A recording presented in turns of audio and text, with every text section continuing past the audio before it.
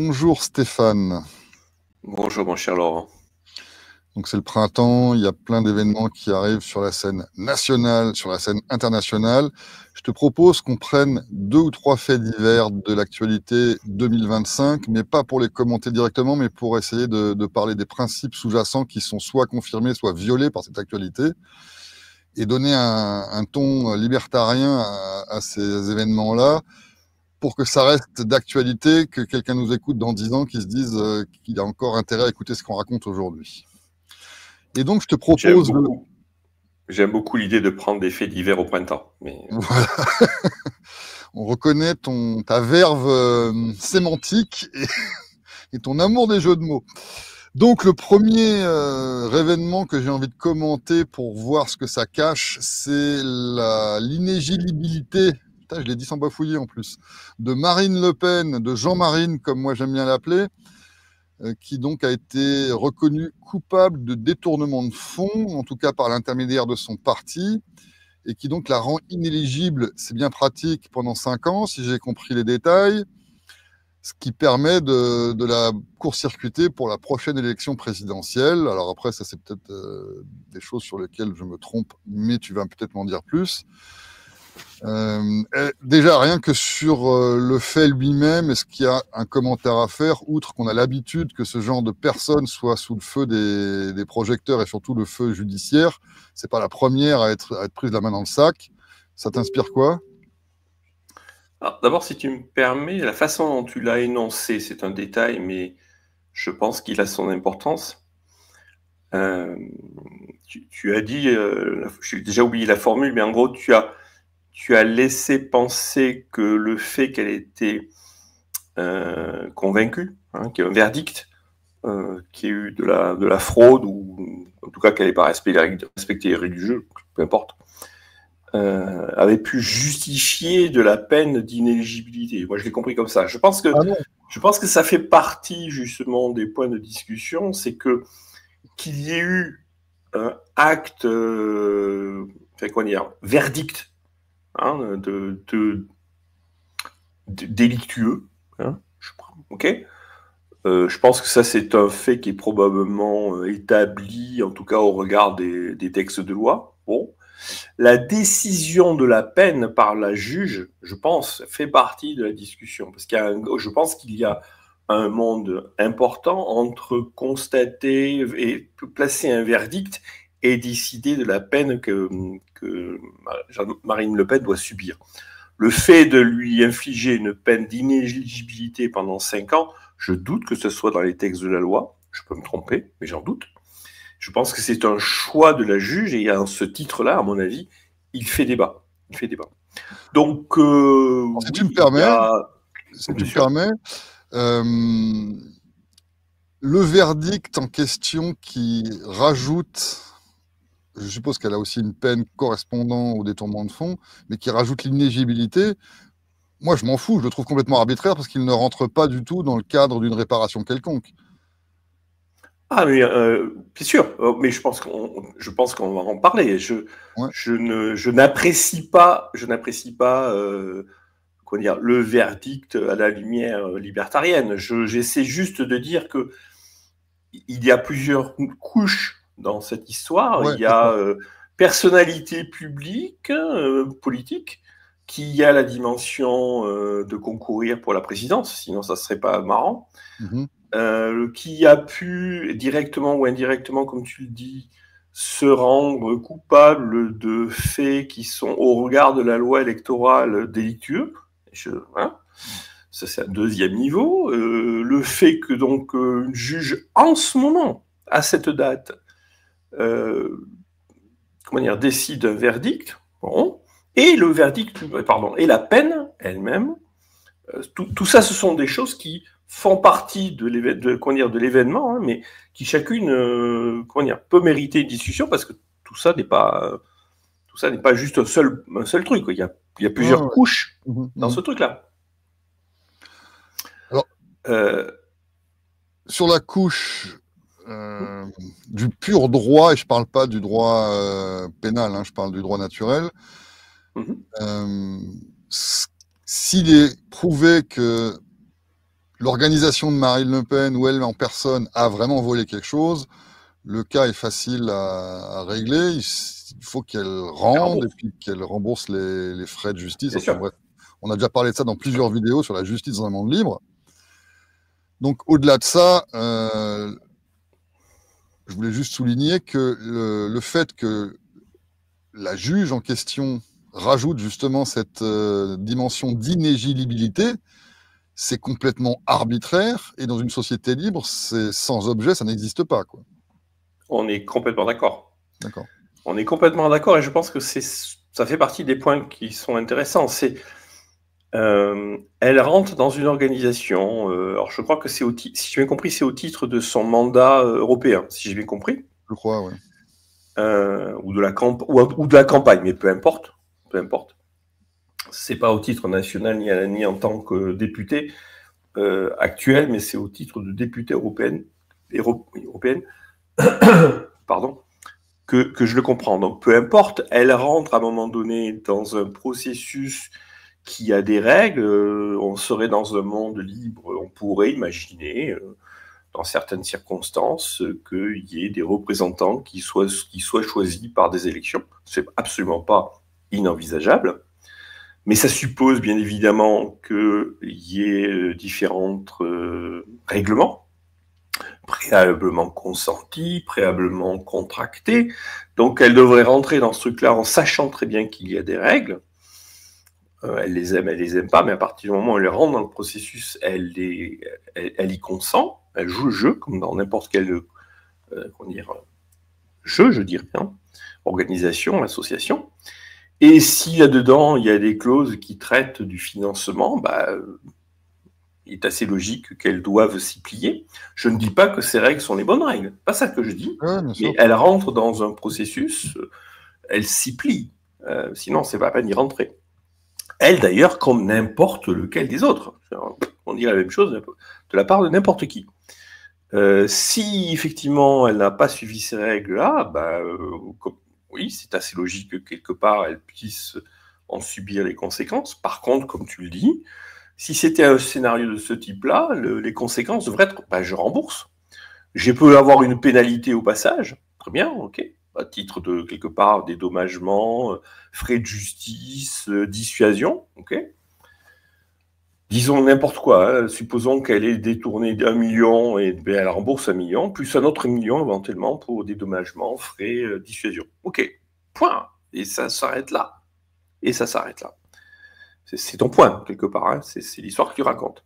Parce que l'histoire que je raconte, c'est aussi que tout ce fonctionnement, effectivement, dans une association libre, pourrait être le même. Mais il y a un mais. Si toi et moi, on fait partie de cette association, que je commets ce genre de délit et que donc on se porte tous les deux devant un tribunal et que le tribunal va donner son verdict et qui va être sûrement le même, c'est-à-dire je dois rembourser et puis selon les règles auxquelles j'ai adhéré moi-même, je suis out de cette organisation si ça fait partie des règles, c'est-à-dire que tu as triché, tu peux plus faire partie du comité directeur de l'entreprise par exemple ou de l'association, très bien. C'est ça, c'est ça. Mais la nuance avec ce qu'on a actuellement, c'est que là, le juge décide pour autre chose. C'est-à-dire que dans un monde libre, le juge ou l'arbitre ne pourrait pas décider de mon comportement en tant que violeur, j'aime pas le terme, mais de règles dans cette association pour ma participation à une autre association. C'est-à-dire qu'on ne pourrait pas m'interdire d'être élu dans un autre contexte ou dans un autre tu as raison. Cercle. Oui. Je vais essayer de traduire ce que tu dis, mais tu as tout à fait raison. C'est une autre aberration du système. Effectivement, on parle de l'association qui ici est, la Chambre de députés européenne, qui a ses règles, etc. Il peut y avoir violation par rapport à son règlement. C'est la Chambre de députés qui établit qui doit en juger, qui va chercher un arbitre qui juge par rapport à ça et à son titre propre, mais ce n'est pas une juge de la France, comme c'est ce qu'on vient d'évoquer, qui a priori n'est absolument pas concernée, qui n'a absolument aucune autorité ni compétence au sens juridique du terme pour juger cette dame-là par rapport à ça. Donc tu as totalement raison. On a en plus un problème de juridiction, c'est clair. C'est qu'on a une juge qui se mêle de choses qui, a priori, ne la regardent pas.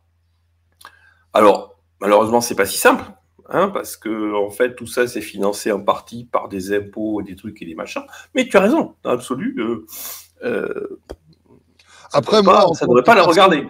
En tant qu'auteur de délits de ce genre, je doute que les mecs de l'autre association vont me dire bah, c'est bon, on s'en fout, tu peux continuer chez nous. Peut-être qu'eux, de leur propre chef, vont décider de m'exclure. Et ça, c'est le de réputation. Oui. Oui, mais c'est plus, on n'est plus, d'accord, mais on n'est plus dans la sanction, la peine, non, machin, on est dans, bon, voilà. Donc tu as tout à fait raison, pardon. Il y a effectivement ce deuxième niveau qui est, mais quelle est cette juridiction qui se mêle de ceux qui la regardent pas? Complètement. Après, faut pas. Alors après, on va tomber. Je pense qu'après, on va tomber dans. Parce que j'ai l'impression qu'on a fait le tour quand on a dit ça, en tout cas sur les fondamentaux, il me semble. Après, on tombe sur le côté plus politique. Là, on tombe dans les joies de la démocratie, en fait, hein, du système de la démocratie. Les affaires sont ainsi menées que tout d'un coup, on est à 2 ans de 2027. Hein, on doit être à 26 mois, si je sais compter, ou 27 mois des élections de 2027. Donc, en gros, on commence à en voir certains qui annoncent leur campagne et leur positionnement pour 2027, où en théorie, Emmanuel doit se retirer. Ça reste à voir, ça. Mais bon. Donc, au moment où, justement, il commence à y avoir une ouverture électorale et les choses se mettent en place pour courir le marathon qui les amènera en mai 2027, comme par hasard, c'est à ce moment-là qu'il y a une juge qui flingue Marine Le Pen, qui est bien connue, comme son père, etc., pour avoir été éliminée de toutes les courses électorales depuis, mon Dieu, combien, 30 ans peut-être plus même encore. Ça c'est plus du libertarien, c'est purement du politique, mais quand même, et je pense que c'est ce qui est intéressant, ça montre bien la perversité structurelle des lois et des institutions en présence qu'on a dans cette démocratie. Il est juste inconcevable, incroyable que les pouvoirs, les différents pouvoirs puissent ainsi s'organiser, parce qu'il ne faut pas être naïf. Hein, la juge, elle ne sort pas son verdict comme ça, juste en fait, ce matin, je vais sanctionner Marine. Non, forcément, ça a été pensé, repensé, les différents procureurs y ont pensé, le ministre de la Justice, je pense, y a pensé, etc. Donc c'est forcément hautement politique comme décision, et c'est une décision qui permet d'éliminer un adversaire politique. Donc le pouvoir judiciaire, qui est censé être complètement séparé des autres pouvoirs, est en fait un pouvoir politique. C'est hallucinant. C'est ce qu'on répète depuis toujours quand on parle de démocratie, d'ailleurs, c'est que ce monopole de la justice, soi-disant pour l'équité de tous, et que chacun ait droit à la même justice, avec beaucoup de guillemets et d'ironie, ça sert pas exclusivement, mais principalement, ou beaucoup en tout cas, à ce genre de manœuvre. C'est pas le premier exemple. On se rappelle de DSK en 2011. Je suis pas en train de le défendre. Hein. Je suis pas du tout en train de le défendre. Voilà. Fillon, pareillement.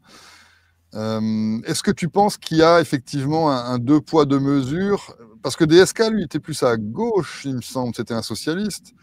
Oui. Donc, est-ce qu'on peut penser que selon le pouvoir en place, c'est en général ce qui sert d'opposition qui se fait flinguer avant les élections, ou là, c'est vraiment du...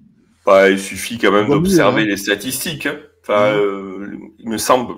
Bon, je vais bien me tromper et qu'on me corrige si je me trompe, mais quand même, il me semble que les statistiques, c'est... ils ont quand même... Enfin, il ne faut pas se tromper, hein, la justice en France est quand même largement à gauche. Aussi, je pense que c'est un fait statistique. Tu as entendu souvent des gens comme Mélenchon ou autres se faire déclarer inéligible? Enfin, bon. Non, ça me paraît moins Là, je veux pas trop... Honnêtement, j'ai pas Mélenchon s'est porté quand même à la défense de Marine Le Pen en disant que c'était scandaleux ce qui lui arrivait. Pourquoi il a chaud aux fesses, lui? Il a une procédure. il a une procédure en cours depuis 2017, Ah, donc ok, lui, il ça, a je typique. savais pas. Ah, D'accord. voilà, et donc lui, il la chauffe. Depuis Bah, 2017, 2017, oui. la justice va encore à une vitesse encore plus fulgurante que ce que je Mais, croyais. mais c'est ça qui est intéressant, si tu veux. Ça fait partie du truc. C'est pour ça que je pense que on ne me fera pas croire que le tempo n'est pas un tempo politique. Mélenchon, ça fait 8 ans qu'il a une procédure en cours. Pour le Marine même Le genre Pen de fait? peut-être aussi. Comment? Pour le même genre de fait? J'en sais rien. Je ne sais pas. Il pouvait faire ça à un autre moment. Enfin, bon, peu importe. Mais pourquoi Mélenchon n'est pas dans le même wagon? Et à mon avis, le soutien de Mélenchon, c'est de dire oh là là là, j'ai pas du tout envie que ça m'arrive moi aussi. Ouais. C'est pas évident, quoi.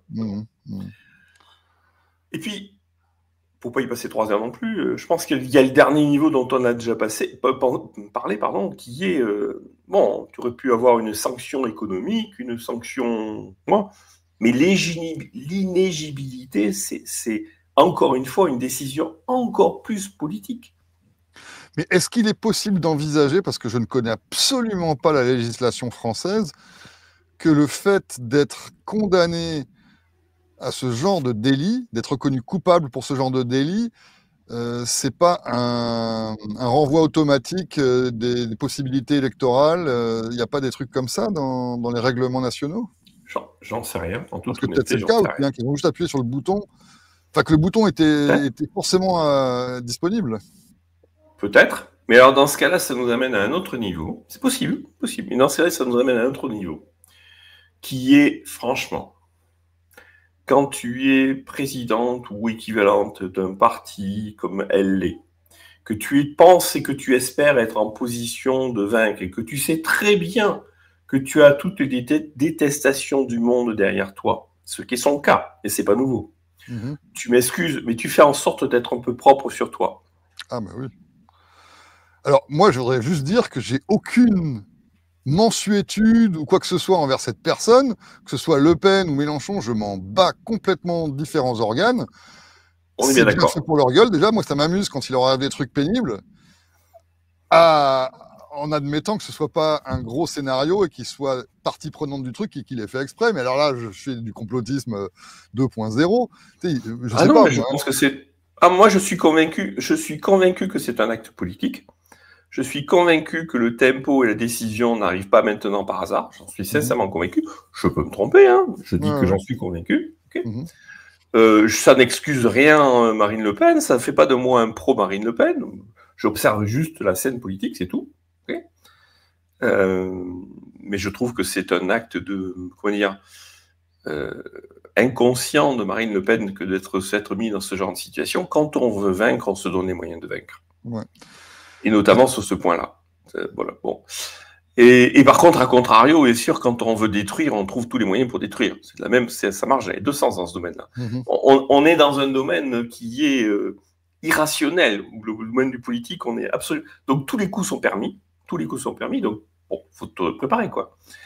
Mais ça aurait été, qui c'est qu'il y a d'autres, là, j'en sais rien, moi. Hollande, Mélenchon, l'imbécile du Parti communiste à Paris, là, qui veut. L'autre con, là, qui est le Premier ministre, là, qui va se présenter, comment il s'appelait, lui, celui du Covid, là. Pas celui qui parlait comme un Marseillais, mais l'autre après. Ou avant, je sais plus. Celui qui avait une voix, là. Oui, et Philippe, Édouard Philippe. Édouard Philippe, voilà, putain. Oui, les inconvénients, peu importe. Moi, je dirais la même chose. Mais voilà, le premier point, c'est on est en démocratie. On est en démocratie et le pouvoir judiciaire est un pouvoir en fait politique. La collusion avec le pouvoir politique est très clairement établie. Marine Le Pen, Fillon et d'autres. Donc, ça me fait doucement rigoler. Et ces gens-là sont sont ridicules. Tu fais en sorte, quand tu sais que ça va t'arriver ou que potentiellement ça va t'arriver, si tu t'organises, enfin, je sais pas. Ou alors ça veut dire qu'ils ont tous pris. Ce qui est peut-être le dernier point, c'est que finalement, elle a fonctionné de cette façon-là, qui est a priori illégale, parce qu'ils fonctionnent tous comme ça, et qu'elle a juste fait comme tout le monde. C'est tout à fait possible. Mmh. Comme à l'époque Fillon, d'ailleurs. Hein. Et qu'elle a fait juste comme tout le monde, ce qui veut dire que tout le monde est aussi, ils sont tous aussi pourris. C'est juste tombé sur elle parce que c'est elle. Est-ce que tu as l'espoir que ce genre d'histoire, à force de se répéter, fasse allumer dans la tête des gens un gros, voyant rouge d'avertissement que la démocratie, c'est quand même pas génial, quoi? Parce que ce Non. monopole constant, ça mène toujours à ça. Et là, je vois bien les troupes, pro-Le Pen qui sont outrées, et même d'autres personnes, je reconnais aussi, qui sont outrées que quelqu'un qui représente autant d'électeurs soit finalement retiré de force de la course. Oui. Et je suis assez peu optimiste sur ton point, et j'observe la même chose. Mais la lecture que j'en fais est relativement peu optimiste, parce que je vois des gens qui se scandalisent. Et je pense qu'ils ont raison de se scandaliser. Hein. Moi, je me scandalise aussi pour d'autres raisons, mais pour justement la pourriture du système que cela révèle. Voilà. Mais j'ai l'impression que la plupart des gens, en tout cas beaucoup de gens, pensent que ça a été fait parce que c'est Marine Le Pen et que donc c'est elle qu'on a visée, ce qui est probablement vrai d'ailleurs, et qu'ils pensent que si ça n'avait pas été elle et que si ça n'avait pas été Macron, etc., ça ne se serait pas passé comme ça. Et donc c'est pas que c'est le système qui pourrit, ce sont les politiciens qui sont derrière, et notamment pour faire ça, Macron et co, qui sont pourris. Tu vois, je pense que les gens raisonnent comme ça, ils ne se rendent pas ils ne se rendent pas compte que c'est le système qui pourrit et que c'est le système qui permet ce genre de truc. Moi, j'avais quand même le vague espoir que certains se disent, bah, finalement, c'est vrai que ça peut se passer que comme ça, vu que ça s'est passé comme ça depuis le début de cette histoire de démocratie il y a 250 ans. Toi, tu es moins optimiste. Moi, cette espèce d'appel à l'homme providentiel qui va en fait être un bon dirigeant, impartial et tout, je comprends pas comment on peut encore l'espérer. Je vais partir sur un autre axe, mais pour te répondre. Je serai patron de parti politique, à droite, pour faire simple, encore une fois, d'accord ? Depuis l'affaire Fillon.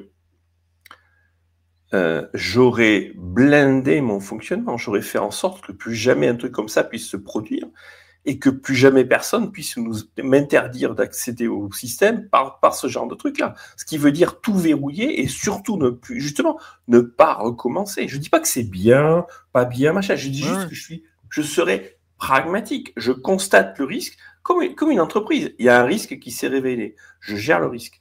Je fais en sorte que ça ne se reproduise pas. Est-ce que tu penses, et c'est pas pour prolonger la sauce là-dessus spécialement, mais là ça m'intéresse vraiment, sur le côté justement économique de la chose, est-ce que tu penses que les partis politiques pourraient se permettre, pour continuer à exister, parce que ça prend du pognon, de passer à côté de ces magouilles? Parce que s'il y en a un qui le fait et pas les autres, celui qui le fait, il a une avance. C'est comme pour les subventions d'ailleurs. Si tu as 100 entreprises qui sont subventionnées, la 101e, est-ce qu'elle peut se permettre de ne pas l'être? Mais tu comprends bien que j'allais dire, now you're talking to me. Tu comprends bien que c'est précisément le sujet. Oui. C'est précisément le sujet. Mais ces imbéciles-là, ils sont pris devant cette alternative, qui est exactement celle-là. C'est ça le truc, j'ai un problème de financement. Ok. Si je continue comme je fais, c'est soit je suis à la merci d'une affaire Fillon, soit je suis à la merci d'une affaire Le Pen. À quel moment ils vont-ils en tirer les conséquences? En tout cas, moi, pour conclure, j'ai qu'un truc à dire. Si tu joues à un jeu de con, tu vas avoir un prix de con, et c'est bien fait pour ta gueule. J'aime bien dire des gros mots en parlant de ces gens-là. Si on reste dans notre merveilleux monde démocratique, justement, nous venons d'assister cette semaine à une grande victoire, puisque le Parlement français a voté comme il l'appelle, régulation, c'est-à-dire la réglementation de l'installation des médecins privés.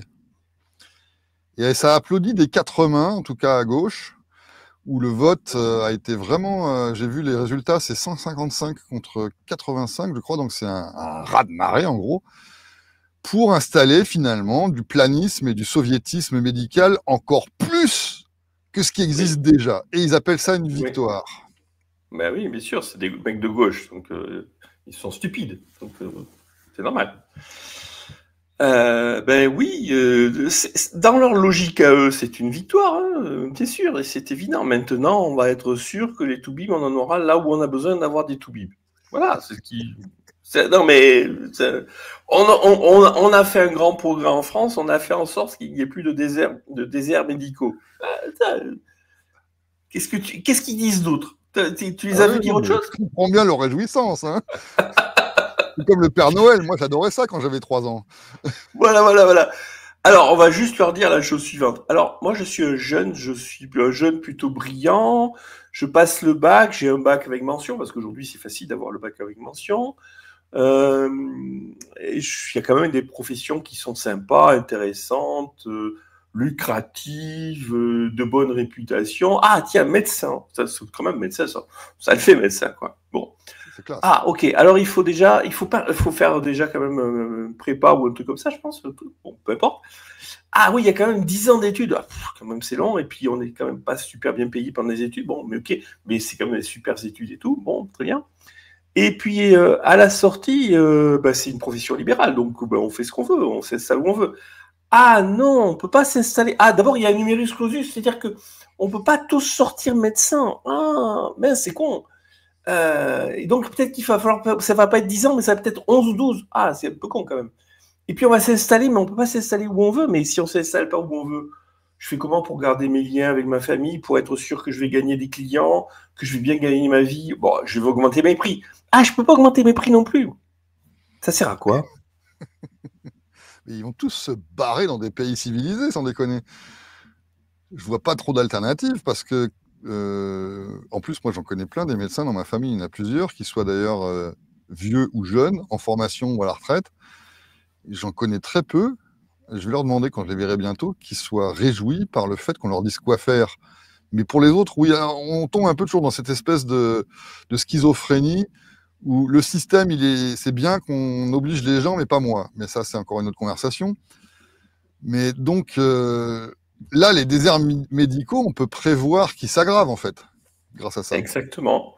Exactement, parce que il y a plusieurs scénarios, mais les scénarios les plus probables, c'est les vieux médecins vont peu à peu partir, et donc les quelques vieux médecins qui encore sont dans les déserts médicaux, peu à peu vont partir. Donc ces gens-là espèrent les remplacer par des jeunes. Manque de bol, il va y avoir de moins en moins de jeunes pour les remplacer. Est-ce que, alors ça c'est ma curiosité morbide, tu connais les détails de ce planisme médical ou pas du tout, non? Ok. Je me demandais si c'était des questions de durée, de distance. Est-ce que c'est comme les pharmacies où c'est l'ordre qui décide Non. si tu as le droit d'ouvrir ou pas? Non, il a fallu que je m'occupe de bitcoiners ces derniers temps. Ah oui, c'est vrai que Je me suis pas occupé des médecins, je dois dire. Mais je tiens une anecdote, un ami proche qui se reconnaîtra peut-être, que je salue, qui était médecin, un excellent médecin, qui a fait médecine en brousse, etc., a choisi, dans ce système-là, il y a déjà quelques années, hein, a choisi, il a notre âge, il a choisi il y a déjà quelques années de quitter le système. Parce que ça le faisait trop chier, qu'il ne gagnait pas sa vie, et qu'au bout du compte, il vit beaucoup mieux aujourd'hui en étant complètement hors du système. Tu Donc, veux dire tu un te dis... médecin au noir ou il a choisi une autre profession? Ah non, il a carrément même choisi de... Non, il fait autre chose. D'accord. Mais toi, quand même, tu te dis, toi, c'est quand même une profession qui a une vocation. Il a eu une belle carrière et tout, donc il est une ressource précieuse pour la santé des gens. Okay, eh bien, le système l'a tellement dégoûté qu'il a préféré en sortir. C'est quand même bon. C'est bon. Donc, Ouais, ce que je veux dire par là, c'est que le système est pernicieux au debout. Les jeunes dont on a parlé, qui vont arriver moins nombreux ou vont arriver tout aussi nombreux, mais avec un moindre niveau de qualité, de compétences. C'est pareil. Et il y a de plus en plus de vieux qui sont dégoûtés et qui sortent. Donc, est-ce qu'on va arriver, alors ça c'est un scénario de science-fiction à un niveau où non seulement les médecins seront épinglés sur la carte par le grand maître qui va décider de cette répartition-là, aux tarifs choisis, aux heures d'ouverture choisis, mais aussi les malades ou les clients qui n'auront plus la liberté, comme c'est le cas pour les écoles, d'aller voir les médecins qu'ils ont envie. mais on y est déjà, C'est possible, hein? Ben, on y est déjà. Ah Sérieux, on y est déjà. Non, mais sérieux, on y est déjà. Tu n'as plus de médecin de garde, ou mère très rare. En tout cas, moi, ici, depuis des années, j'entends. Moi, ça m'est arrivé il y a quoi? Il y a un an et demi, j'ai eu une urgence, littéraire, ok. Il a fallu que j'aille aux urgences, parce que tous les médecins autour de moi étaient incapables de prendre ça. Les urgences chez moi, c'est à 30 km. Bon, ok, il faut y aller quand même. Et je te passe les attentes, etc. Donc, le point, c'est que avec le mécanisme des urgences, tu connais les temps d'attente aux urgences, tu en as chez toi aussi, hein, tu en as chez toi. On vous bat, Voilà. je pense. Oui, oui, tout à fait. Donc, je suis désolé, mais le mécanisme des urgences, c'est exactement ce que tu décris. Certes, mais on n'en est pas encore au point où tu as le droit, d'après un permis, de n'aller qu'à cette urgence-là, par exemple, tu vois. Ah, oui, peut-être, c'est vrai. C'est Et en vrai, France, c'est la mais. carte scolaire, c'est-à-dire que tu es obligé Oui, de mettre je tes comprends enfants bien. dans certains établissements. Bah, c'est vrai, mais tu t'en approches, par exemple, moi, quand je suis arrivé ici, ça fait 2 ans que je suis ici. Il a fallu forcément, géographiquement, que je change de Toubib et que je cherche un Toubib autour de moi. J'ai trouvé une Toubib, j'ai de la chance, parce que aucun autre Toubib n'était capable ou autorisé à me prendre comme client. Oui, alors c'est par défaut, là. Mais bon, ça, oui, c'est juste un détail technique, en fait. Mais exactement, exactement. C'est la contraposée, si tu veux. On te dit pas vers qui tu dois aller, mais on te donne pas les moyens d'aller chez quelqu'un d'autre. Ouais, c'est ça. C'est un peu comme le passeport vaccinal. C'était pas obligatoire, mais c'était quand même obligatoire, quoi. Juste pour conclure sur ce sujet-là, petite synthèse en 2 phrases du mécanisme économique qui, avec cette planification des médecins, va forcément aboutir à une perte de providers, de fournisseurs de services, ou une perte de qualité. Ah ben c'est assez simple, j'ai déjà brossé très rapidement. Mmh. Les jeunes qui débarquent et qui envisagent la profession voient le coût d'investissement en temps, en effort, s'accroître. Pour des postes de médecins qui, pour eux, sont moins intéressants en intérêt, en avenir, en rémunération, donc avec un ROI plus faible. Donc forcément, il y en a moins qui vont choisir cette profession. Ceux qui, alors donc, baissent en quantité. Je rappelle qu'il y a aussi un numerus clausus. Donc même si finalement on arrive à passer le numerus clausus, passeront le numerus clausus ceux qui restent, c'est-à-dire les moins bons, par définition, parce que forcément, ce sont les meilleurs qui auront plus de choix sur le marché pour faire autre chose. Donc ce sont forcément les meilleurs, en général, qui iront faire autre chose ou qui iront ailleurs. Okay, et donc resteront ceux qui, par définition, sont moins bons qu'autrement. Donc, soit on perd en quantité, soit on perd en qualité, voire les deux. Obligatoirement.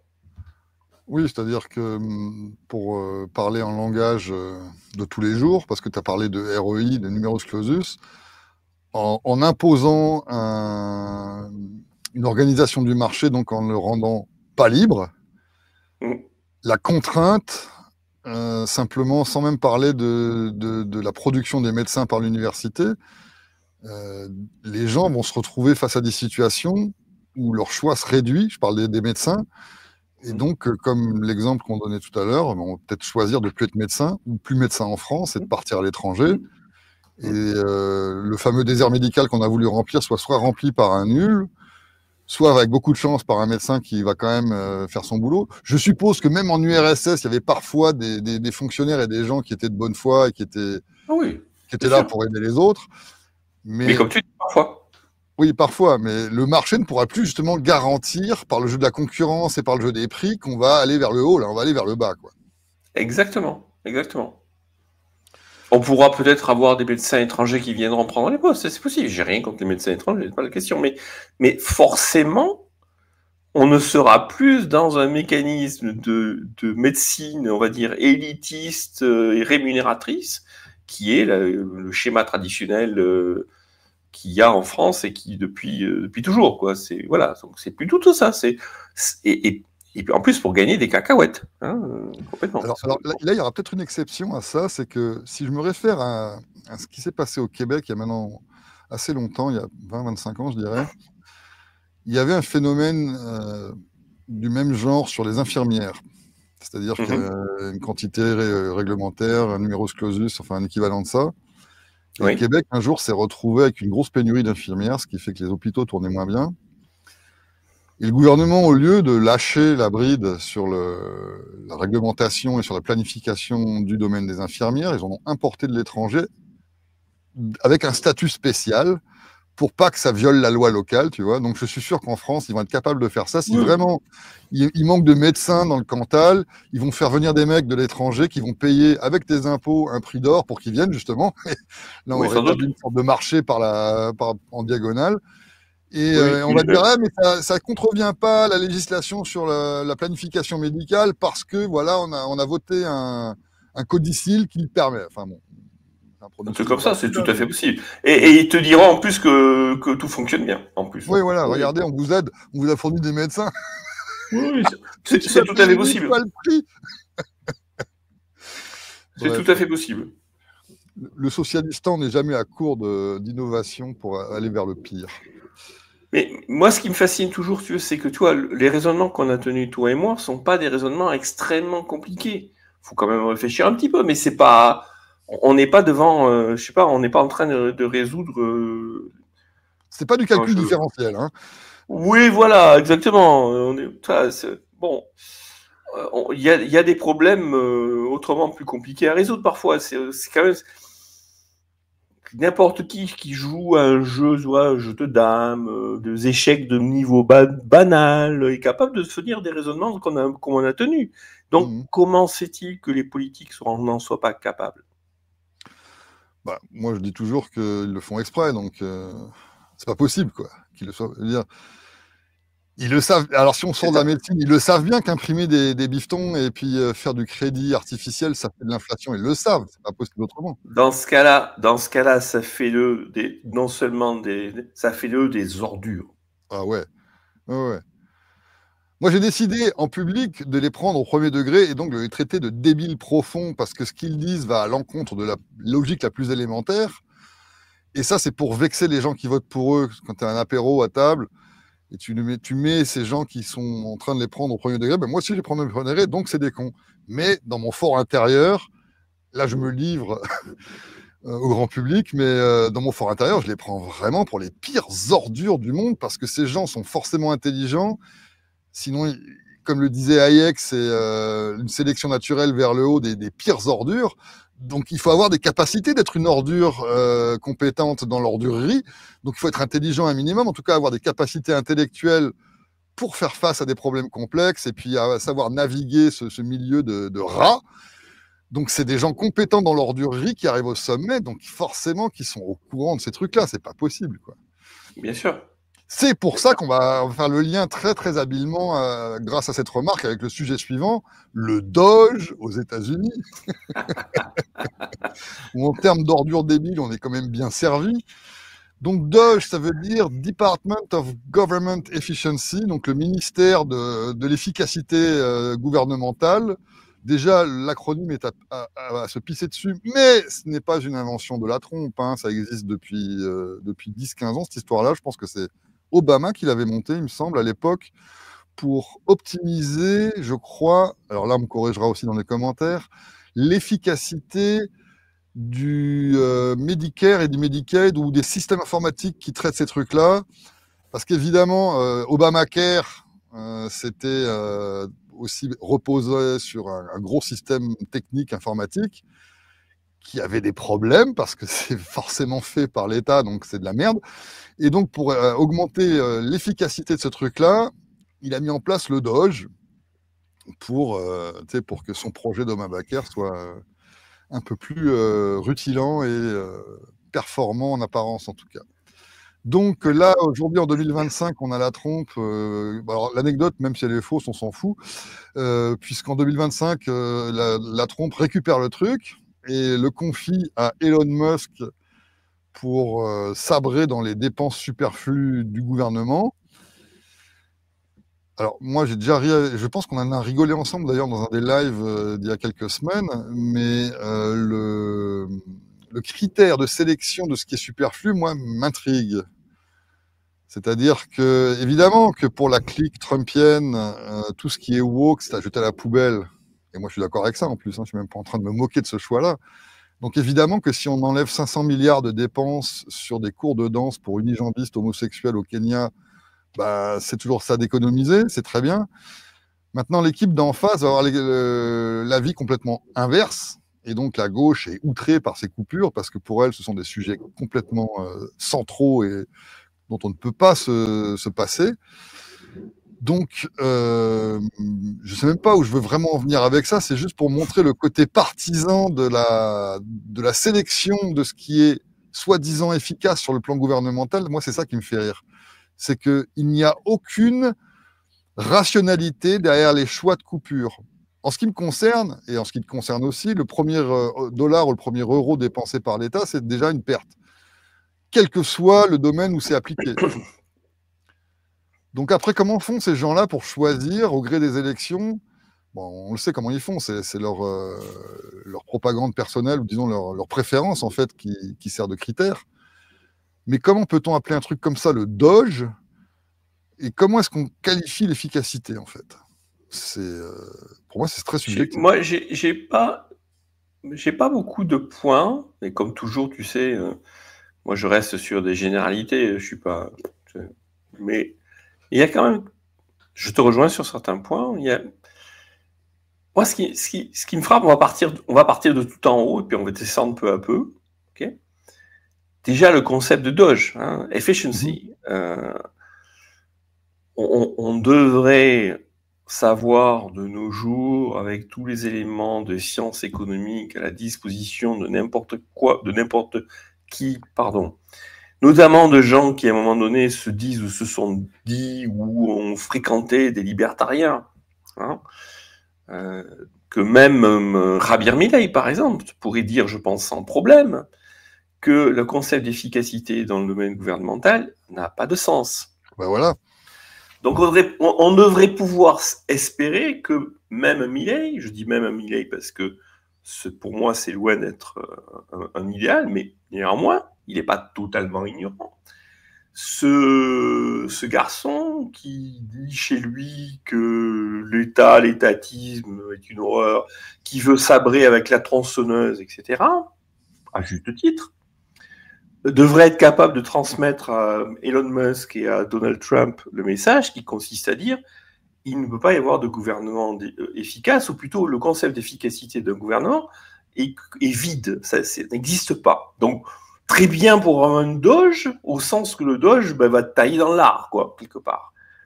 Donc, si le Doge doit être une tronçonneuse, parce que de toute façon, il y a tout à tronçonner, ça serait beaucoup plus simple que de devoir commencer à se poser la tête de qu'est-ce que c'est qui va être efficace et qu'est-ce que c'est qui ne va pas être efficace.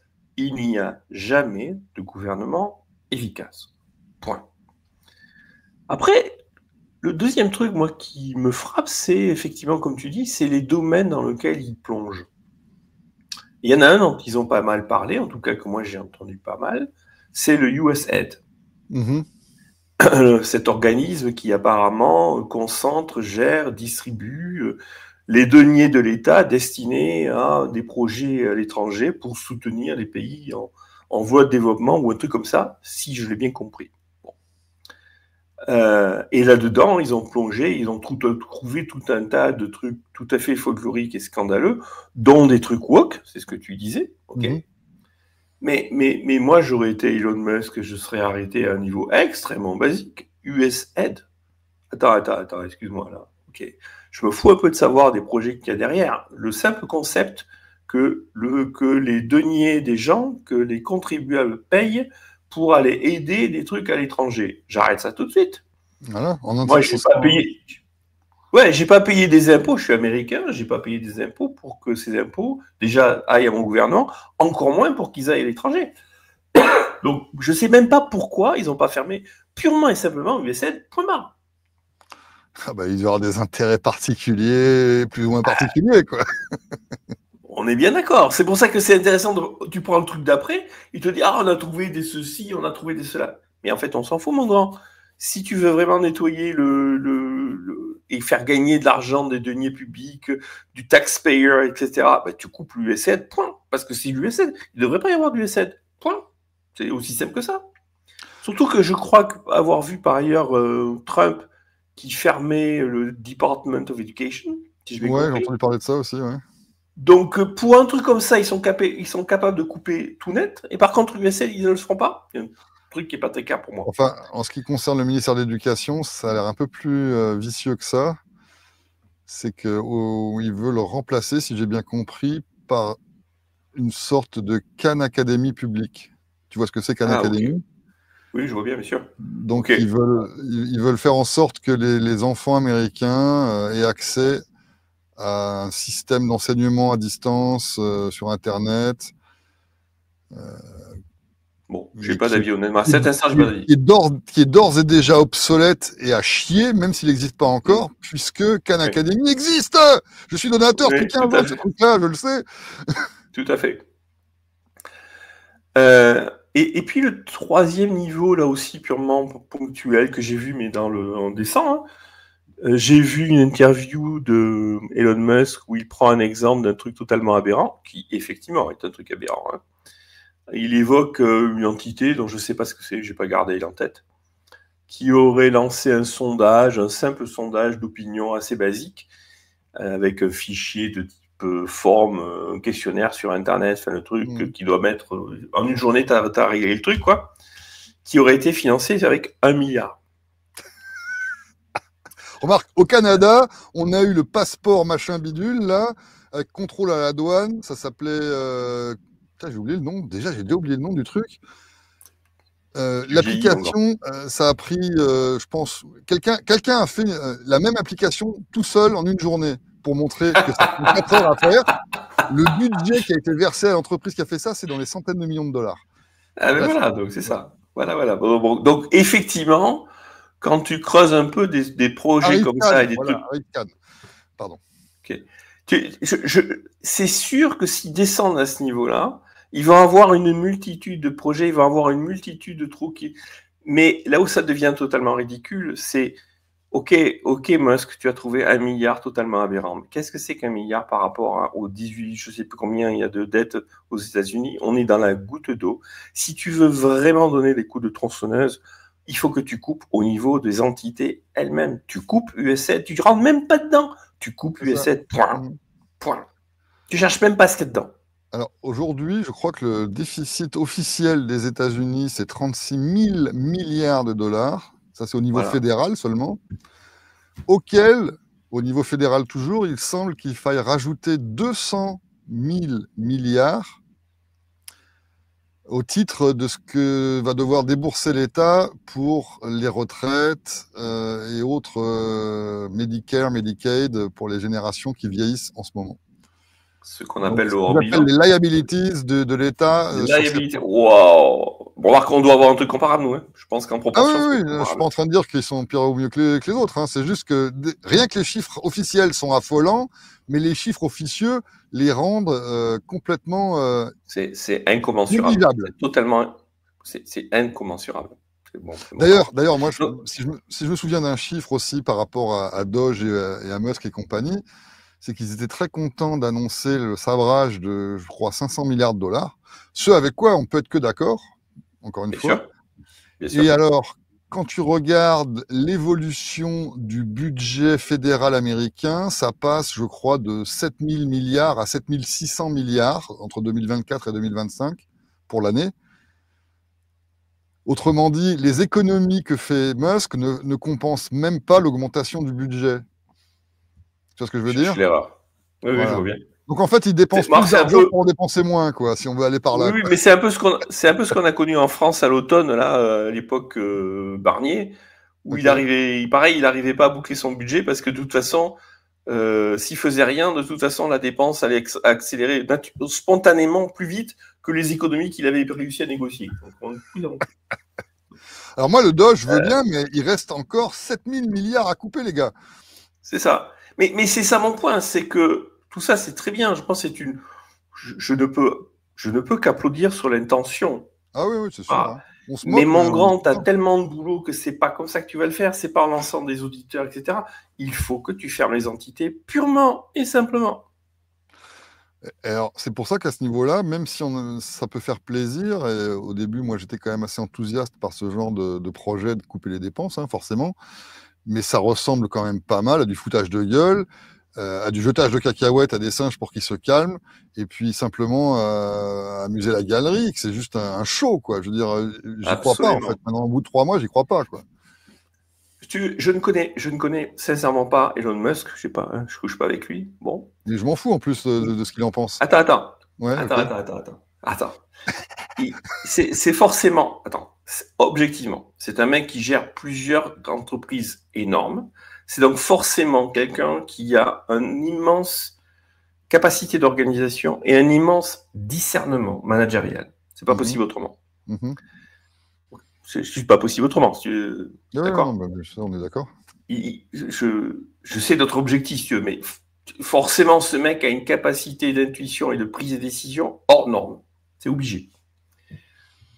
Comment un mec qui a cette capacité-là n'a pas justement le discernement que je viens d'exprimer moi-même tout à l'heure? C'est ça mon point. Tu vois ce que je veux dire? C'est le mec, il est face à ce mec-là, avec la capacité qu'il a, il est face à une falaise. Il est devant la falaise d'Étretat. Hein, et au lieu de se dire, bon, comment je fais pour monter là-haut? Ben, pense que je vais prendre un hélicoptère. Non, il est en train de chercher les petits cailloux qui vont lui permettre de grimper tranquillement, tu vois. C'est pas du tout à la mesure du problème. Ou alors il fait semblant. That's the point. Ouais, comme je dis, c'est juste du cirque pour donner aux électeurs. C'est ce que j'essaie de dire. C'est ce que j'essaie de dire. C'est que ce mec a objectivement des capacités qui devraient lui permettre d'aborder le problème autrement que comme il le fait. Surtout qu'en même temps, et moi ça m'agace très profondément depuis que ça a commencé au mois de janvier, mais on a encore eu une salve de droits de douane cette semaine-là. Donc en fait, même s'ils économisent des dépenses stupides, objectivement stupides, parce que je suis d'accord avec toi que dépenser 1 milliard pour un truc que tu peux faire en une journée, bon, c'est simplement de la corruption, c'est du vol, quoi. Donc c'est une dépense stupide. Mais remplacer ça par des droits de douane qui vont de manière extrêmement perverse, en faisant croire que c'est pour le bien des gens, pour la vigueur de l'industrie américaine et ce genre de fadaise, leur piquer du pognon parce que ça va faire monter le niveau de vie, baisser le niveau de vie, monter les coûts, ces droits de douane de manière non négligeable, c'est se foutre de la gueule du monde. Enfin, je veux dire, tu économises 500 milliards à côté, tu les reprends avec les droits de douane en faisant payer tout le monde plus cher. Je comprends pas trop comment les fans de Trump, parce qu'on peut parler de ça, hein, de culte, pour les autres aussi, hein, mais en ce moment c'est lui qui est sur le trône, comment est-ce qu'ils peuvent être aussi naïfs ou disons aussi vite séduits par finalement des stratagèmes, quoi. C'est un stratagème de prendre à gauche ce qu'on a redonné à droite. L'immense majorité des gens en France comme aux États-Unis, l'immense majorité des gens sont totalement incultes en économie. Mais à un niveau que toi et moi n'imaginons même pas. Mais je vais pas dire même moi, ça serait me placer sur un piédestal, mais quand j'étais jeune, je me compare à moi plus jeune, pas aux autres. Je sais pas, quand j'avais 20 ans. Alors, c'est peut-être parce que je l'avais vécu dans ma chair en devant payer un putain de douanier quand je commandais des trucs par la poste en France, mais je me rappelle que quand j'avais cet âge-là, que l'Union européenne n'existait pas, on devait payer des droits de douane quand on commandait des trucs en Allemagne, depuis la France par exemple. Ça, c'est quelque chose que les jeunes ne peuvent pas avoir connu, bien sûr. Mais si on tombait sur un douanier pointilleux et qui voyait un colis arriver d'Allemagne, ben, il me foutait une facture sur le paquet. Moi, je le voyais bien que je payais les choses plus chères à cause de ça. Oui, mais on te dira, ce que les gens ne voient pas, c'est que, regarde, je crois que c'est J.D. Vance qui a fait un blabla aujourd'hui ou hier sur ce truc-là, où il essaie de justifier ce genre de choses pour la préservation des emplois nationaux, pour le développement de l'industrie, etc. Les gens ne comprennent pas la mécanique de la... C'est malheureux, depuis Bastia, les gens ne comprennent pas la mécanique. C'est ce que j'allais dire, ça fait 200 ans qu'on est au courant, en tout cas de manière formelle, parce qu'avant on était de manière, on va dire, émotionnelle ou implicite, on voyait bien qu'on payait des choses, comme moi, mon exemple d'il y a 2 minutes, là. De manière formelle, Bastia l'a fait en 1850, quoi. Fait simple. Qui apprend l'économie à l'école ou au lycée? Personne. Nulle part. Donc, je suis bien d'accord avec toi que une réflexion pas forcément très compliquée permet de comprendre le truc. On est bien d'accord. Mais nous sommes tous, ils sont tous, nous sommes tous dressés, instruits, éduqués pour comprendre, entendre des blabla à la Trump. C'est-à-dire le protectionnisme est réellement pensé par l'immense majorité des gens comme étant une chose qui préserve l'économie nationale. Regarde encore Macron qui a encore fait ça aujourd'hui. Ah oui. Très bonne remarque. Voilà, les gens ne comprennent pas que c'est eux qui vont payer, et eux ils voient que ce sont les autres qui vont payer. C'est toujours le truc. Les gens ne font pas un raisonnement 1, 2, 3, ils restent sur le premier niveau. Voilà. J'ai adoré ces extraits de la presse du jour où, je sais plus comment il s'appelle, le débile qui vous sert de ministre de l'économie. Ah oui, Lombard ou Bombard, ou je sais plus quoi, là. Lombard, en plus, il a un nom de banquier. En plus. Entre Lombard. Lui et Macron qui disent, ouais, on va appeler au patriotisme des entreprises pour éviter d'investir aux États-Unis. Sérieux, c'est vraiment des singes qui se jettent du caca. Hein. Ah, toi, tu voles ta population, bah moi, je vais faire pareil, ça t'apprendra. On est à ce niveau-là, quoi. C'est idiocratie puissance 10, quoi. Mais oui. Ah bon, moi, j'ai envie de quitter la Terre, c'est pour ça que je propose d'aller faire un tour sur Mars. Ah oui, d'accord. Je saute du coq à l'âne parce que si on continue de parler ça, je vais être encore plus grossier. Tu as écrit une série d'articles dont le début a été... Je n'ai pas fini, j'ai juste commencé et j'entends bien les terminer parce que sinon notre ami va pas être content et il aura raison. Ah ben moi non plus, par la suite maintenant. Oh. Non mais quel est alors on change complètement de sujet. Le seul parlons de choses le seul point l'avenir là. Tout à fait. Le seul point commun, c'est Elon Musk en fait. Ouais. Quel est le truc? Tu vois Elon Musk qui a de réels succès là avec SpaceX. Ouais. Ce qu'il fait est totalement remarquable. Faut pas se tromper. Là, encore une fois, faut rester. Ce qu'il fait de SpaceX, c'est totalement remarquable. Même juste un petit commentaire en passant. Je te coupe. Quand on dit du mal de gens, c'est parce qu'ils font des choses mal. Ça veut pas dire que la personne entière est à jeter à la poubelle, quoi. Ils font des choses bien, des choses mal. On est capable de naviguer, sauf les politiciens. Voilà, fin du bal. Ah oui, tout à fait. Je regrette que pour SpaceX, il ait besoin de l'argent public, mais bon, on va pas rentrer là-dedans. Voilà, c'est ça. Si je ne me trompe pas, une des grandes motivations de Elon Musk sur ce projet-là, même s'il y a un réel marché du satellite et de l'occupation spatiale, donc, et c'est très bien, mais quelque part, ce qu'il nous dit, c'est d'ici 10 ans, en gros, on aura mis le pied sur Mars et se posera forcément la question de commencer à aller, j'allais dire, envahir Mars, s'installer sur Mars. Bon. C'est très enthousiasmant à bien des égards. Peut-être qu'on verra nous, hein, peut-être qu'on le verra pas. Franchement, c'est pas grave. Moi, je suis enthousiaste du projet, sincèrement. C'est un peu fou, machin, mais bon, voilà, c'est très bien. Mais ça pose des vraies questions de fond que je ne le vois absolument pas aborder. Et ça, sincèrement, par contre, j'avoue que ça m'inquiète un peu. Un bon libertarien. Parce que il fait SpaceX. Dans quelques années, il aura monté une station spatiale comme relais pour pouvoir assembler un autre vaisseau qui sera plus adapté, qui partira d'une orbite pour aller vers Mars pendant quoi? Il faut un an, j'en sais rien, on va dire un an, pour aller sur Mars, très bien. Donc c'est quand même un gros chantier, très bien. Et donc il va arriver là-bas, il y a quelqu'un qui va mettre le pied sur Mars, peut-être lui.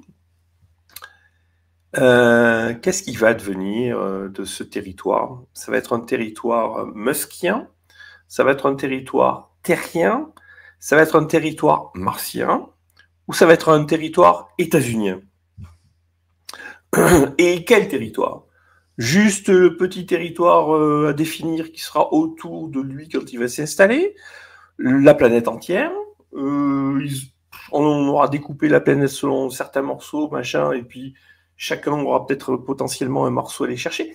Comment on va organiser le droit naturel et le droit politique sur cette planète? Qui va décider de quoi? Qui va pouvoir décider de quoi?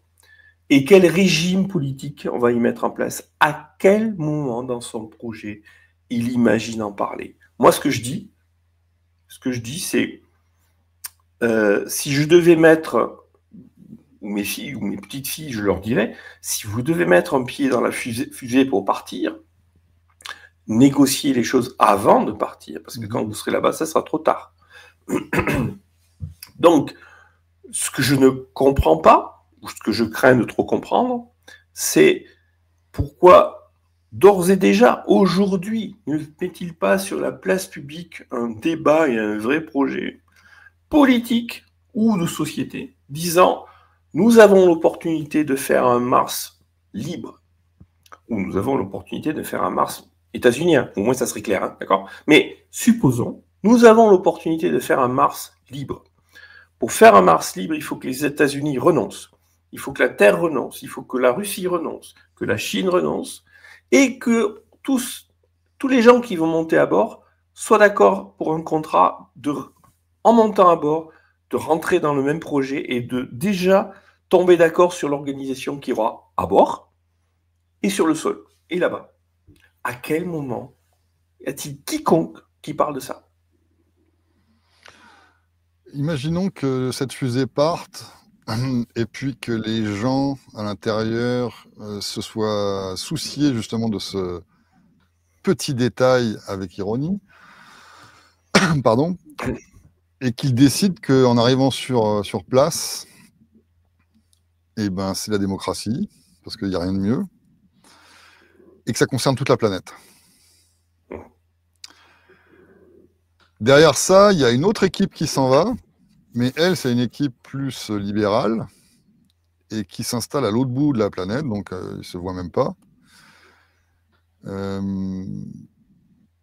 Je crains, dans ce scénario-là, que ça crée immédiatement une guerre. Bien sûr. Ou les premiers qui vont dire, bah, déjà on était là en premier, donc ils n'ont pas compris déjà le homesteading, et qui vont s'auto-décréter comme gérants de toute la planète, vont envoyer, s'ils en ont pris avec eux, et ça ne m'étonnerait pas qu'ils le fassent, des tanks pour aller emmerder les gens qui se seraient installés au pôle opposé pour vivre leur vie dans leur coin.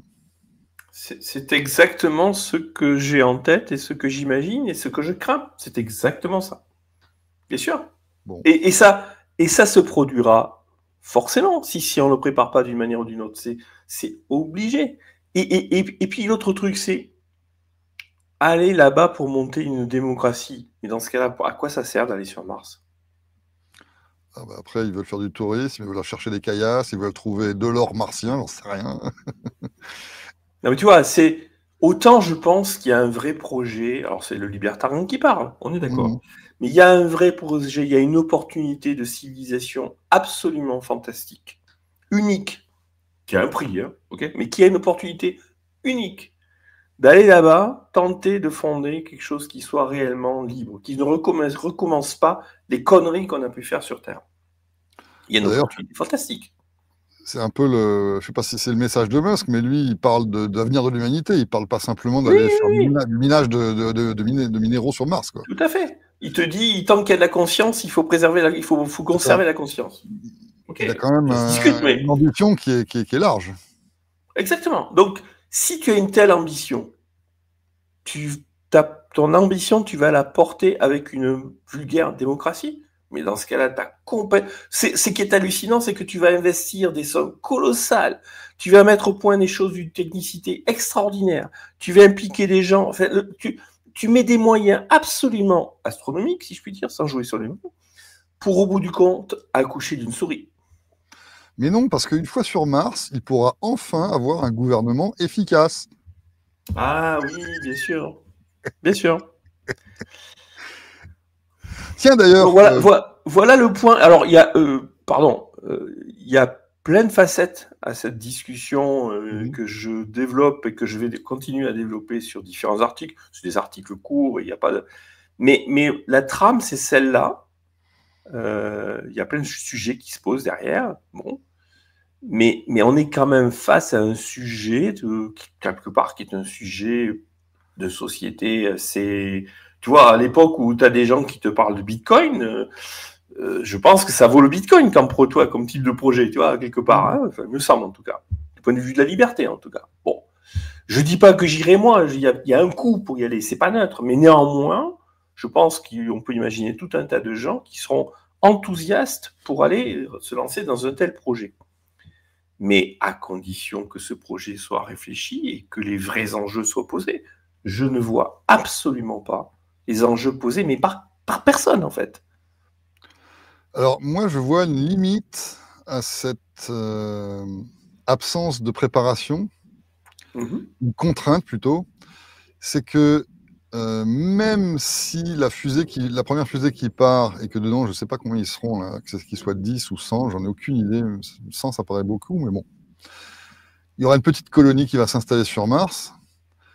Ils n'auront absolument plus aucun moyen d'être socialistes ou même démocrates, dans le sens où ça prend, vu le gaspillage que ça représente, ah oui, bien sûr. Ça prend des ressources énormes, comme celles qu'on a sous la main sur Terre, pour pouvoir survivre assez longtemps, comme l'URSS qui a quand même vécu 70 ans avec son régime atroce.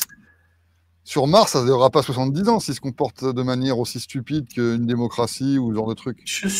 Je comprends ce que tu dis. D'un point de vue économique, tu as totalement raison. Mais je pense que d'un point de vue politique, tu te trompes.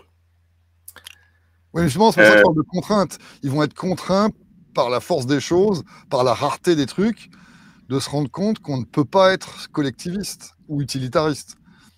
Sauf si le pont aérien, si j'allais dire, tu vois, le pont spatial. Oui. Sauf si le pont spatial entre la Terre et Mars est tel que ils ont une corne d'abondance en termes moyens qui leur arrive de la Terre. Oui, mais même avec, enfin, on peut très bien imaginer que dans 50 ans, ou dans 500 ans plutôt, il y ait des vaisseaux là qui fassent ça assez rapidement, tu sais, qu'on est comme un genre de métro spatial, où ça prendrait j'en sais rien, que ça prend une semaine pour être livré comme sur Terre, et puis finalement, qu'on soit sur Mars ou qu'on soit en Inde par rapport à la France, par exemple, ça change plus grand-chose. Bon, peut-être. Oui, c'est vrai. Mais néanmoins, la phase initiale, comme finalement les gens qui étaient les pionniers au Far West, et qui étaient livrés à eux-mêmes, hein, avec leurs propres ressources, leur ingéniosité et puis leurs esprits. J'ai bien compris. Ils vont quand même être limités dans leurs ambitions de socialisme, parce que simplement, ce sera matériellement impossible. Sauf si l'organisation qui se trimballe et qui y va, etc., est une organisation militaire ou paramilitaire. Et que tu pars avec une organisation rigide, avec un chef, etc., et que c'est pas une organisation libre dans sa structure. Je suis persuadé que ça se passera comme ça. Que mais déjà, dans ce cas-là, à mon avis, la première elle est pleine de militaires, c'est sûr, quoi. Oui, mais c'est ça. Mais dans ce cas-là, effectivement, d'un point de vue économique, ce que tu dis est tout à fait vrai. Mais pour autant, la structure politique sera ainsi faite qu'ils ne pourront pas raisonner comme une société libre. Ah, ça, je comprends bien. Sauf s'il y a révolte sur la Lune. C'est-à-dire, sauf s'ils se révoltent. Tout à fait. Mais ça, ce qui est tout à fait possible aussi. Mais structurellement, moi, ce que je veux dire, c'est justement le truc probable là, c'est qu'ils ne vont pas partir dans ces conditions-là. Ils vont partir comme une armée. Et donc là. Alors, mais là je pique ton cerveau pour voir ce qui peut en découler, justement. C'est qu'ils partent comme une armée, comme solution. Hein. Et non pas comme solution aqueuse, mais comme solution théorique. Mais ils partent comme une armée. Et ils se comportent comme une armée avec gna, puis ils font fi complètement de l'offre et de la demande et de tout ce qu'on peut imaginer. Oui. Mais s'ils s'aperçoivent que fonctionner comme ça mène la colonie à sa mort. Révolte sur la Lune. Voilà. Donc, ils ont une contrainte. Bien sûr. Ils ont une contrainte qu'ils ne peuvent pas le faire, quoi. Alors que sur Terre, ils peuvent espérer le faire pendant encore 50 ans, d'imprimer de la monnaie, parce que justement, on est sur Terre et qu'on est à portée de main des ressources. Bien sûr, mais ça on est d'accord. On est d'accord, Laurent. Moi, ce qui me fascine, c'est que C'est en amont, si tu veux. En aval, tu as probablement raison. Mais moi, ce qui me fascine, c'est en amont, parce que les gens qui raisonnent, comment dire, je serais très surpris. Je serais très surpris qu'un Elon Musk raisonne comme toi. C'est-à-dire, le raisonnement, c'est, pardon, je pars, je m'en fous un peu, je verrai bien. Je pars avec une organisation plus ou moins militaire parce qu'il faut pouvoir être organisé au début. Faut pas. Et puis, donc, je mets en place ce truc. Et puis, à un moment donné, effectivement, je vais être rattrapé par le pragmatisme et la révolte va faire que c'est forcément une organisation, on va dire, autonome et libre, ou en tout cas plus libre, qui va se mettre en place. Tu te rends compte que quand tu raisonnes comme ça, tu joues aux échecs à 4 ou 5 coups à l'avance. C'est un scénario possible, mais ma question c'est qui va rentrer? Toi, pourquoi il y a besoin de rentrer dans un truc comme ça? Pourquoi on n'est pas capable de dire dès le début comment ça va se passer? C'est ça ma question. Ouais, ok. Bah, surtout que justement, SpaceX étant très largement subventionné, et en tout cas dépendant des fonds publics, on va peut-être pas commencer à envoyer des fusées sur Mars dans un état d'esprit libertarien, parce que c'est un peu... c'est exactement ce que je... C'est exactement ce que je dis dans mon papier, et tu as tout à fait raison. Et c'est un facteur aggravant. Le fait que le SpaceX soit sous finance publique augmente la probabilité que, bien sûr, il ne rentre pas dans ces considérations parce que ils peuvent pas se permettre, parce que justement l'intention réelle qui est cachée, c'est de partir en mode états-unien et armé, et non pas dans un mode libre. Et donc on se retrouve, si tu veux, avec un projet de facto, enfin implicitement, avec un projet martien qui est un projet genre Australie, tu vois. On va envoyer des barbares, sur Mars. Voilà, comme ça on sera débarrassé des barbares. Ah tiens, ils pourront arrêter de les sous-traiter au Costa Rica ou je sais pas où là. Non, c'est où Bukele? Bukakele. Salvador. Salvador, pardon. Ils vont arrêter de les envoyer là-bas, ils vont les envoyer sur Mars pour construire des trucs pour les prochains arrivants peut-être. Ouais. Donc, bon, tout ça c'est un projet machin, mais on est quand même on parle d'un avenir qui est pas très très lointain, donc on va probablement voir, toi et moi, en tout cas je nous le souhaite. C'est quand même aujourd'hui un projet au niveau de l'humanité qui, pour moi, est autrement plus enthousiasmant que le Bitcoin, je suis désolé, et dont je ne vois absolument personne, ou en tout cas nous sommes rares, en tout cas, on est rares, on va dire, à se poser ce genre de questions, alors que un projet comme ça qui ne traite pas de ces genres de questions-là, c'est un projet qui passe complètement à côté. Bon ben, ça me donne du grain à moudre dans ma petite tête, là, ça va me faire... ça fait déjà popper plusieurs scénarios. Ouais, il y a plein de trucs qui viennent après. Il y a des questions de concurrence qui se passent. Enfin, il y a plein de questions. Bah, j'en ai une question, moi, mais je la garde pour la prochaine fois. Hein, D'accord. Bitcoin sur Mars. J'ai fait la remarque, je sais plus à qui à un moment donné, qui m'a dit ça aussi. Ah, mais Bitcoin, ça marchait sur Mars. J'ai dit, ah oui. Tu m'expliqueras comment tu gères le temps de synchro entre la Terre et le... Ah oui, Non, mais un Bitcoin local, il y aura le serveur qui sera posé là-bas avec une antenne. C'est ça. On fait un reset du tout et on fait un Bitcoin local qui est déconnecté du reste. Un Bitcoin 2.0, un Bitviande, je sais pas, mais ils vont en inventer un autre. Voilà, c'est tout. Mais non, mais comme je dis ça en rigolant, mais en fait, je trouve que c'est un bon exemple pour parler à la fois de Bitcoin et de Mars, parce que j'aimerais, et là je suis en train de faire quelque chose de sincère, je pose une vraie question, c'est pas, d'ailleurs je comprends toujours pas l'animosité envers les gens comme toi et moi qui avons des choses à dire sur Bitcoin qui ne seraient pas complètement dans le truc. Toucher au Bitcoin, il faut pas toucher au Bitcoin. Mais la vraie question que je pose, et je serais content d'avoir une réponse, c'est comment est-ce que vous pensez qu'une nouvelle crypto, pas le Bitcoin actuel, une nouvelle qui fonctionnerait exactement sur le même protocole, hein, puisque c'est ce que vous aimez dans Bitcoin, c'est son protocole et son aspect technique. Donc on installe ça sur des serveurs sur Mars, à partir de rien, et admettons même qu'on arrive à les envoyer sur des robots 10 ans avant la première fusée. Donc quand tu arrives là-bas, il y a un stock de Bitcoin prêt à l'emploi, enfin de Bitcoin martien. Comment est-ce que vous allez faire pour vous mettre des prix en face de chaque Bitcoin sur les choses? C'est marrant ce que j'allais dire, Et là, Bhaskar va nous dire, en fait, on a des gens qui seraient capables de se mettre d'accord sur un truc, et ça, je suis d'accord avec. Donc ça pourrait fonctionner. Le scénario Bhaskar est un moyen de bootstrapper le système. Ça, c'est vrai. Mais encore faut-il, le bootstrapper. Mais ça serait une excellente expérience du théorème de régression aussi. Hein. Bon. Exactement. C'est vrai que les bitcoiners, on dérape, c'est bien. On ne devait pas parler de Bitcoin. Non, on ne devait pas. Les bitcoiners devraient se rendre compte que ce serait une excellente expérience pour se rendre compte qu'il y a bien un problème de régression dans l'histoire. Forcément. Bah, écoute, je te remercie. C'est une conclusion qui va faire le lien avec la prochaine vidéo, puisque dans une semaine, je serai en direct ici avec notre ami Black Walker qui va venir nous reparler de Bitcoin, justement. Oui, ce cher Black Walker.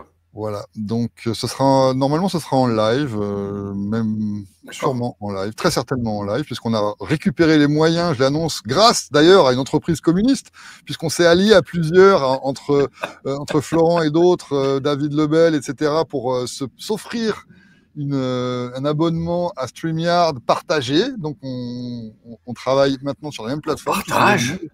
Ah là là là là. Du partage entre libertariens, comment est-ce possible? Et ben voilà, on l'a fait. C'est incroyable. Donc rendez-vous vendredi pour reparler de Bitcoin avec Black Walker. Merci Stéphane pour cette très intéressante conversation. J'espère qu'on a su extraire les principes derrière les faits divers, parce qu'on n'était pas simplement en train de parler de l'actualité qui va devenir obsolète dans 2 jours. Donc j'espère que ça aura intéressé le monde plus qu'au-delà des faits divers. Et puis, je te donne rendez-vous également dans un futur très proche. Maintenant qu'on a un StreamYard, c'est open bar. C'est super. À bientôt. Merci Laurent.